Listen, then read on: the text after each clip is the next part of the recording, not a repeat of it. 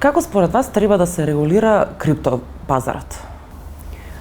Прво да споменам дека во законска процедура, во собраниска процедура е нов закон за спречување на перење на пари, кој што регулира еден аспект од работењето со криптосредства. Сепак фокусот на овој закон е повеќе од аспект на спречување на перење на пари, се предвидуваат определени услови за давателите на услуги поврзани со криптосредства. Надзор над нивното работење е предвидено да се остварува страна на управата за финансиско разузнавање. Меѓутоа, сепак, таму фокусот е на аспектот спречување на перење на пари.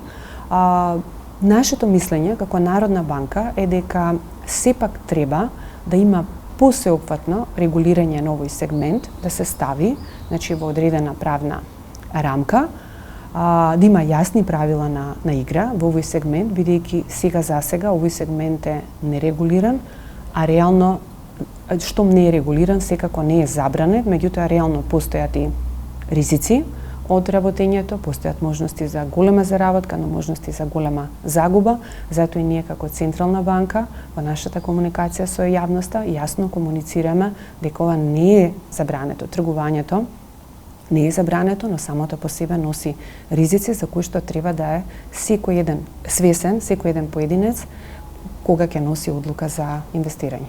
Велите дека е потребна по-широка рамка законска за овој сектор. Дел од граѓаните кои што тргуваат на криптопазарот во неколку менувачници во земјава ги менуваат криптовалутите за физички пари. Како треба да се регулира тој дел според вас за да може да бидат заштитени граѓаните од измама? Значи, секако треба подетелна анализа да се направи во тој сегмент. Всушност, ние како Централна банка правиме анализи, согледувања, ги следиме и меѓународните искуства и пракси.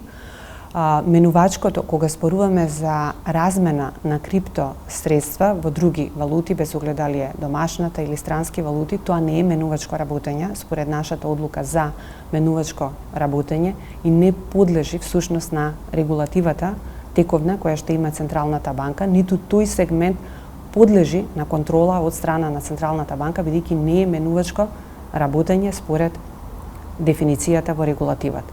Затоа ќе треба посоодветен пристап, потемална анализа до изнаоѓање на соодветно решение, а во интерес на заштита на граѓаните.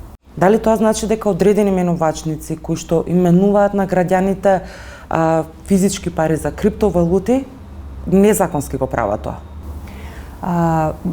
Би сакала да појаснам прво дека субјектите кои што вршат менувачко работење, кои што имаат лиценца од Централната банка за менувачко работење, тоа не значи дека тие ги вршат само тие активности. Значи, субјектот може да има лиценца и да врши и други активности.